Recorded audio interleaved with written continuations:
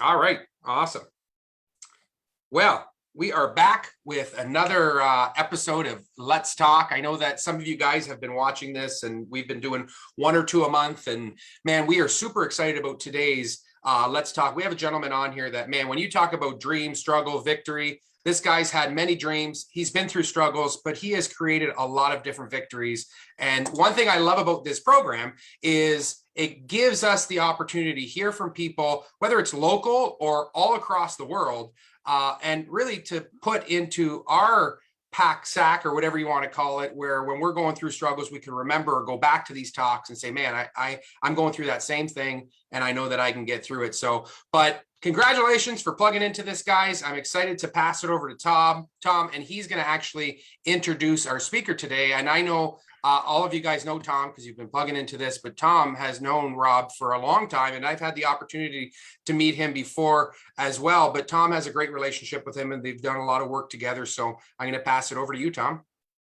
Thanks, Paul. Great to be back again. It's been a little while, and it's always fun when we get to do these interviews. I love it. So, yeah, Rob was born and raised in Niagara Falls. Started investing in property at the age of 20, and a few years later became a realtor himself, and now is one of Hamilton's top-selling real estate agents. And he's basically reinventing the home or the home buyer and reseller, or the home buyer and seller experiences with the expertise he has. And I know if you understand marketing in any way, it's all about getting your name out there and getting recognized for what you specialize in. And actually, we were talking a little bit earlier, and Paul said that where he lives, when his kids are home, there's kids all over the streets playing outside, and he hears them running up and down the street saying Golfi gets it sold, which is Rob's trademark slogan. And it's so true. You can't go anywhere without seeing or hearing Rob's name and seeing his image somewhere on a billboard or online or whatever. And so goes without saying that Rob's had some great success. And so what we want to do today is just talk to Rob a little bit about how he got started and where his passion came from and you know what it takes to have great success in a business. And you know, it's not without its ups and downs. So we'll just have a little chat about all that. So first of all, Rob, let's talk about your inspiration and what inspired you to get into business for yourself and into the real estate business. I don't know. I've always, right from probably grade 12 on, I remember that, and friends of mine remember me telling them to, get into real estate. And especially it happened right after when I graduated. And I still hang out with some friends from college and also some friends from high school. But there's one friend that I reconnected with. I haven't seen him probably in 25, 30 years. And I was always trying to search for him, and he would, I couldn't find him on Facebook or anywhere on online.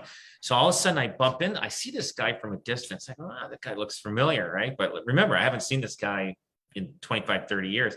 So all of a sudden somebody tells me, oh yeah, this is a guy, this and that. And that I realized this is the guy in college that we hung out. We were best buddies. We just lost touch.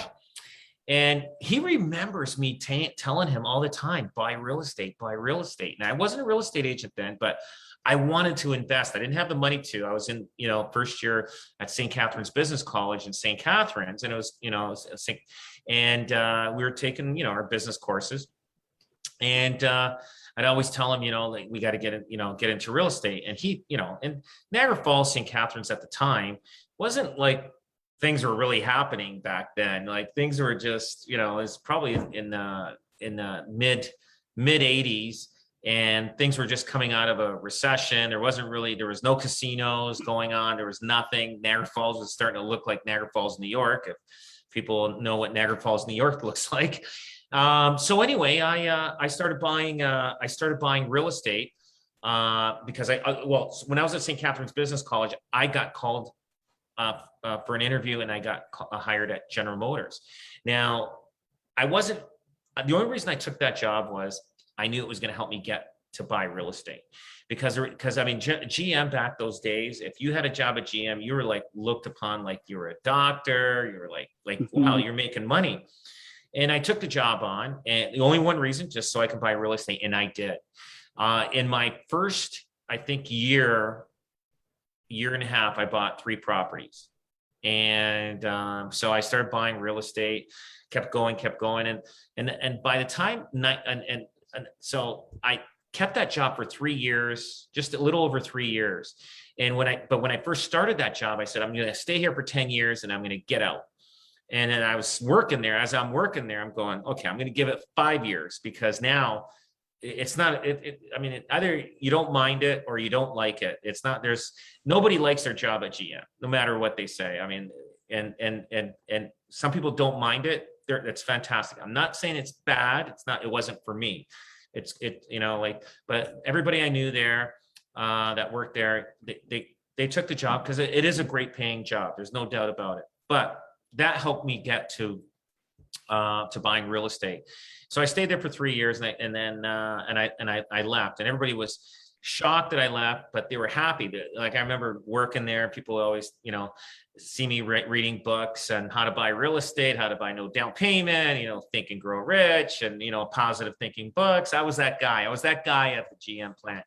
But people will always say, yeah, Rob, they always make fun of you when you're reading it. But when I left, they all congratulated me. They thought I was like a guy that just got out of jail. Say, congratulations. Like, you know what I mean? It was just like, you got out of here. You got out of here without having to retire. So I went through, so I kept buying real estate and everything. And then I sold everything before a major recession happened in the early 90s. And I said, I want to get into business. So I put all my money into business. And I did very well in a short period of time and at a very young age. And so then a recession hit, and I kept trying to work through it.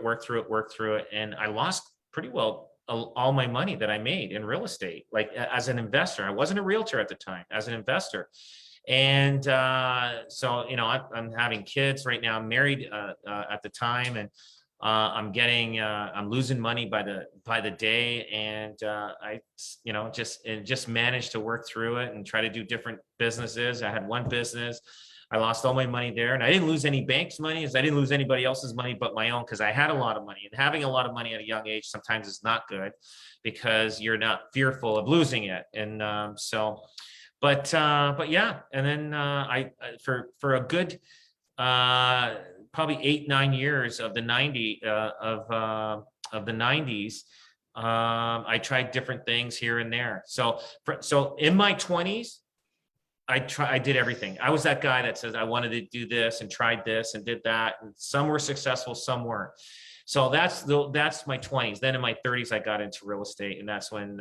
But my 20s is what I got my master's in business. Though I lost all my money, so I could have gone to university and got my master's for the amount of money that I probably lost in business that I did. But it was you learned a lot. You learned a lot. It wasn't easy.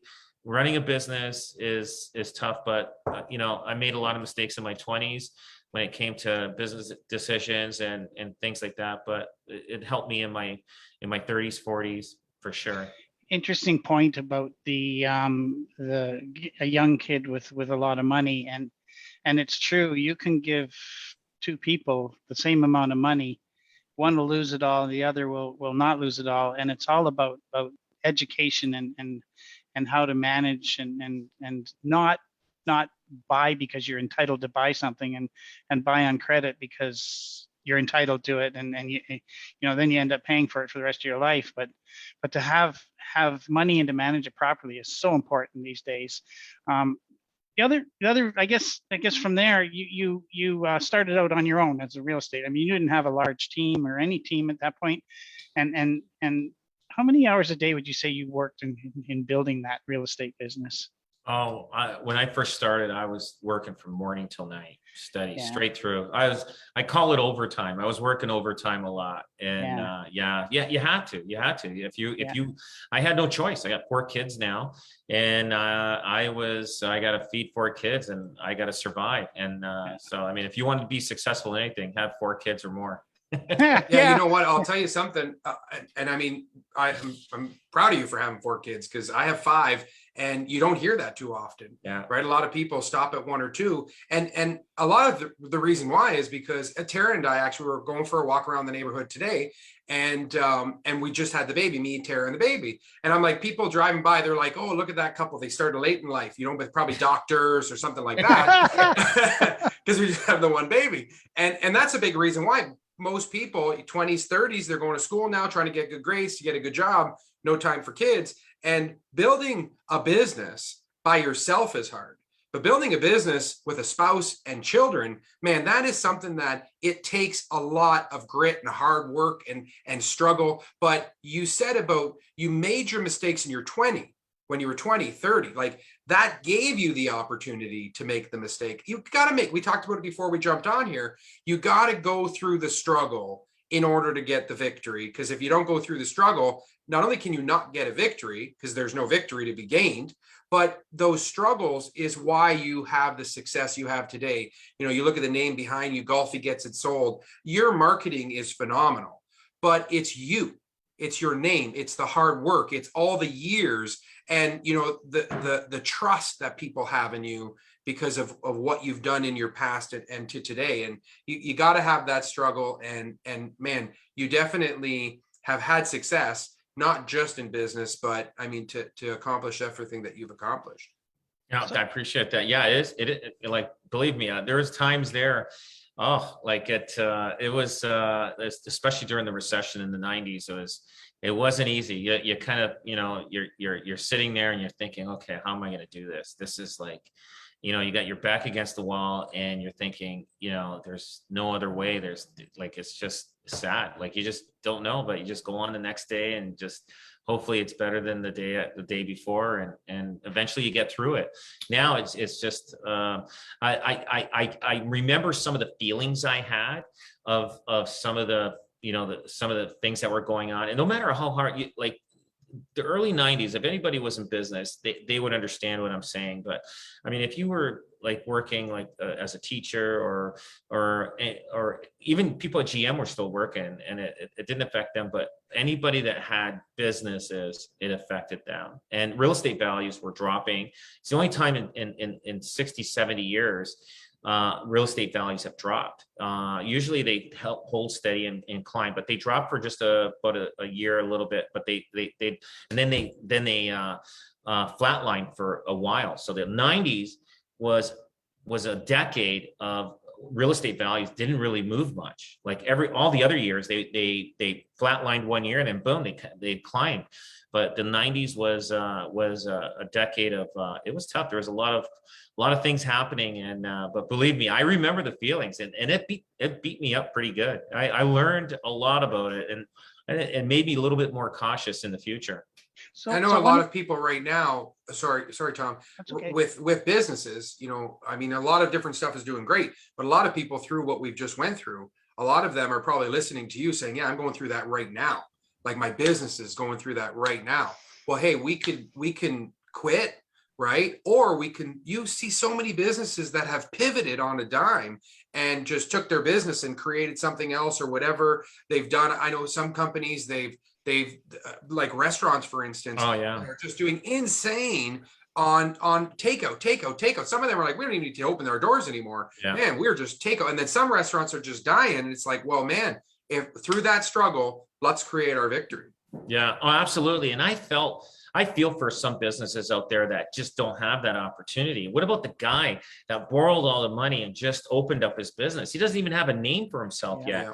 And I feel for those people, because you know what, like I'm thinking about myself being there, because I was a young entrepreneur trying to get going in life, especially in my 20s and in early 30s.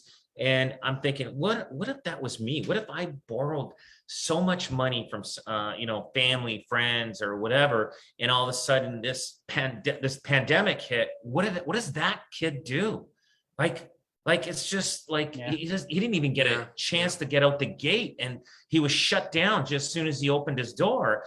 And I really feel for those guys. Like I'm telling you, because I know how it feels when you got nothing going, and the world is just not on your side, and the economy's not on your side, and just, like those people, all those entrepreneurs that are going through that, listen, I feel for you. I've been there. I know how you feel. I've been there. I know exactly that feeling. And I really, give you guys, don't worry, it does get better down the road. You just gotta take your lumps. Don't quit. You gotta take the punches. And that's how this life is. You gotta take the punches. Because if you Rob, you said earlier, in your struggle, you said, I read. And I'll tell you, that is the answer. If you're that business right now struggling, you may say, I don't got time for it. No, that's the only thing you need to make time for, is what you're putting in, right? What we put in, we put out. You said, I think the book you referred to was Think and Grow Rich. Think and Grow Rich. Yeah. Like, man, if you haven't read that book in the past year and your business is struggling, or even if you want to succeed, grab that book. There's so many books. I know Tom's looking for it. We just finished reading it. That book there's so many books that if you're struggling and you're like, I don't have the time to read. No. That's the answer to the question. Put good in. And man, that's how people come up with these great ideas. It's not their own. They've taken the information that's like behind me, put it in their head, and created these great opportunities from it. I bought that book paperback, and then I ended up getting the cassette tape, and then the CD, and then I got a hardcover book on it now, and it tells you should read it 3 times. And I've read it and listened to it more than 3 times. Yeah. It's so I as time goes on, think about it. I bought the cassette tape so I can listen to it while I'm driving. Then I ended up buying the CD because now cars went into CD mode. Now I have it on my Audibles. Yeah, me too. Yeah. On my phone. Yep. So I'm telling you, it's one book that everybody should read. And all those things that came true in that book, they did come true. Mm-hmm. What they said will happen, or what you should do, did happen and come true. It's interesting. I'm in a mastermind group of, I think there's 8 or 9 of us, and we are basically, we follow Think and Grow Rich, and chapter 4. Your DCA, your direct chief aim, is really how we start every meeting. We read our direct chief aim, and then we talk about what we've done to move towards that. And that comes to this topic of goals, right? Goals are so important. And I know from the sounds of it, when you were struggling or starting out in the 90s, you didn't have the marketing system that you have now, and you have an amazing marketing system, and I think that's a good reason for your success. When did you come up with that idea, or how did you come up with that idea, and really how much would you say that accounts for the success you're having as marketing? I think it is a big success. So first, when I was sitting down with some advertisers, I sat down with Patterson Signs and said, they wanted my business. I said, come up with something simple that when people drive by, they just have to look at it. They don't have to read it. And so they actually came up with Golfi Gets It Sold for me. And I said, I don't want some, and I'm more of a, when you're driving, you don't have much time to read. And sometimes people put so much writing on their billboards. And so now people drive by, you could see my billboard a mile away, even though you cannot read it, but you know it's Golfi. And that's I trip over them. I trip over them every. Exactly. So and that's what you want. And that's what you want. It was like somebody told me there's Post and Kellogg's. They're 2 different companies, I think, and I'm not sure who's bigger right now. So during the 1920s depression, I think Kellogg's was the #1 cereal in America before going into the depression in the 1930 depression. Post, I think, kept it could be reversed, so I'm not sure. It could be reversed. Post kept advertising through the depression. When they came out of that depression, Post was the #1 cereal, and I think they still are. I'm not sure who's #1 now. Yeah, whichever Post, one it is. Yeah. Is it Post or I don't know. I don't know. But whoever's the #1 cereal today, they've been #1 since 1930. After the 1930 depression. So they realized how important it was to keep marketing through tough times. And I'll tell you, to advertise through tough times is not easy. It's not like, tough, because the sales and the revenue is not coming in as you're used to. So you have to take a pretty big pay cut to keep continuing to do what you're doing.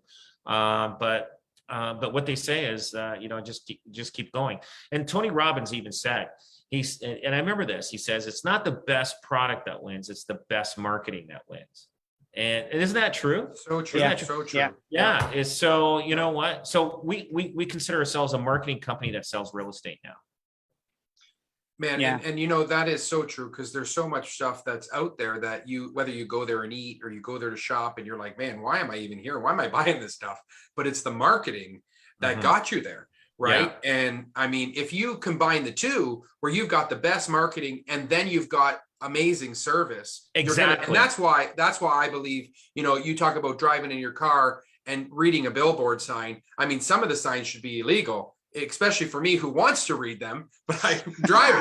Right? Yeah. But your sign, it's so simple, it's so catchy, and now because it's so well known, someone in the car is saying it. Yeah, they exactly. don't even have to read it. Yeah, right. Yeah. Oh yeah, no, and I'll tell you, our service level has gone up so much from the time I'd say from 10 years ago today, and we work on our service level like I'll tell you, our administrative staff, we carry a pretty strong support staff here, and just so that we can have the highest level of service. A lot of people don't carry the amount of staff as much as I do for the amount of agents that we have. And the only reason I do that is because I want to make sure that our service level is at the highest. And like I remember one time we had a listing and the house was priced a little high, and this is years back, and we couldn't sell it. So anyway, it expired and they went with another agent. And then within 2 months, he fired the agent and called me back and said, listen, now I realized I saw the difference. He goes, we want you to put it back on the market. And then we ended up selling it. But people don't know how great your service is until they had it and then had somebody else's. And then they realize it. So we strive for service, so that's important to us. And then we keep pushing. I go to seminars. Right now I'm actually at a seminar. It's in I guess Lake Tahoe. It's near Vegas, and it's on from 12 p.m. to 8 p.m. because they're 3 hours behind. So, but I've been on a seminar this week, listening, and it's about improving, making your business better, better service, better everything. So, and I mean, I believe the same thing. I mentioned earlier, I'm in a mastermind group, and it's a group of peers, and we're from all around North America, and we bounce off each other, and we support each other, and learn from each other. And where one person doesn't know something, someone else picks it up. And I think you've also got a sort of a mastermind, if you want to call it that, in your family with the Zarinis. Yes. Who back your business, and I know that they do a ton to educate as well. And I mean, as a company-wide, and not just your team, but company-wide and organization-wide, they do a ton of education, and so all of your people are current on what's going on, and I think current in the latest trends in the market and whatnot. So it really makes a difference in your service that you're giving people as well, right? Oh, absolutely. He's like, what I like about the Serini family, especially Conrad, he's like having a big brother. So he's like, when you could be going to high school, and he's in grade 12 and you're in grade 9, and he is basically got kind of the guy that's going to make sure you're going to hey, this is my little brother here. You better watch it, because he's my, you know what I mean? And he directs you in the right direction.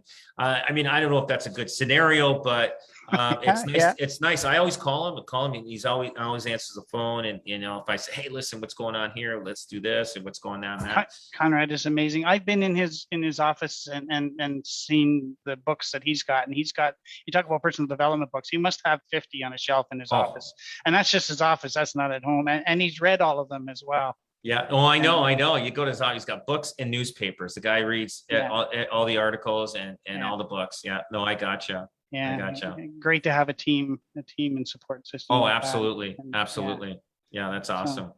So, Well, and Rob, one of the last things I just wanted to ask before we wrap it up. I mean, we went through some of the struggles and we've heard some of your story, and you know, to sort of wrap and sum it all up, what would you say through the struggles and through all that story? What are some of your favorite parts about the victory? Like, what are some of your favorite parts about where you're at right now and where you want to go? Just be honest, treat people well, and don't you know, count the money. Just work hard and just be honest and treat people really well, because it'll all happen. And think positive, and I don't know. It's just the one thing is just be good. I tell my agents, just be good. Don't try to cheat anybody, because you're just cheating yourself. Just be honest, be fair, treat people like the way you want to be treated. Don't put something into somebody that they just you know, will regret buying, and because they'll remember you that they used. So that's one of the things I definitely, you know, try to portray on our team. And you know what, we talk about it all the time. We talk about it with our team at our team meetings all the time, just to be fair and honest, not only just with the people, but with other agents too. so where are we going from here? Where are we going from here? We just keep growing and growing, and yeah, we're going to be opening up an office in Burlington in about hopefully early next year, and we're going to do some renovations and things like that, and open up a little boutique Golfi team office in Burlington on Branch Street. So looking forward to that, and yeah, I think it's a little bit a different market than where we're used to in Hamilton and Niagara, but I think we're ready for it. So Awesome. Yeah. Well, great. It's been great talking to you today, Rob, Yes. and really Great. appreciate your joining us and sharing your time with us. I know it's valuable, and just once again, thank you very much. Thank you, and thank you for having me. Appreciate it. Nice talking to you guys. Have a great You day. as well. Yeah, Thank thank you. you so much for your time. You too. Bye. Bye-bye.